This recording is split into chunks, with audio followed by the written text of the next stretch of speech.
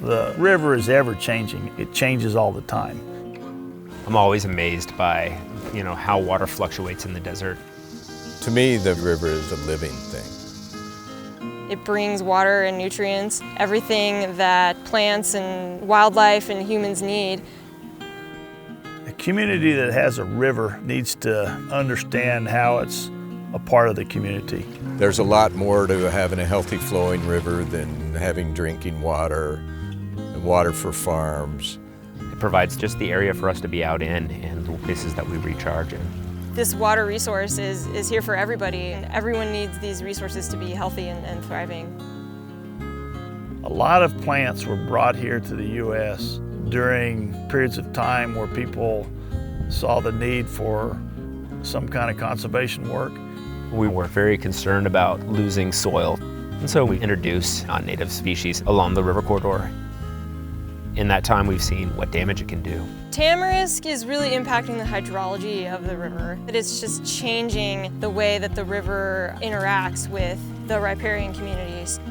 Riparian refers to the area that adjoins streams and rivers. 80% of the wildlife at some point in their life use riparian habitat. It's critically important to them.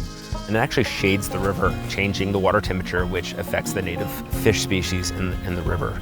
If you have black mold in your house, that's an invasive, and it ruins your habitat. It's the same way with an invasive on the river. The invasives are really never going to completely go away. It's about keeping them at a manageable level where the natives still can thrive alongside them. We need people on the ground to be out there to monitor, to do treatment. And we also need people to go out there and just take the initiative and really try to understand how the native system functions and what it's supposed to look like. We have a lifetime of important yet tedious work in monitoring and long-term maintenance. I think the first thing that people can do to really help with these projects, come out and become educated about these nuances along the rivers, like what is a non-native species, what are the impacts that non-natives have. Participate with organizations that help communities help their rivers.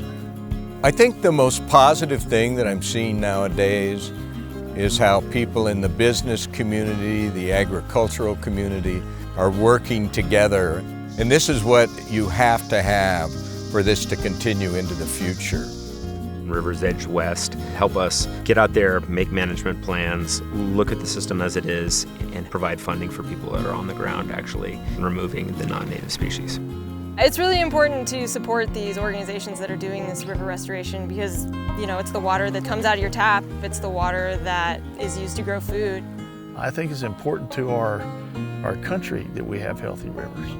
If we have healthy rivers, we have healthy communities and we have healthy families. As we restore these watersheds, we get closer and closer to that ideal wilderness, closer to that fantastic wild place that everybody wants to see out here in the desert.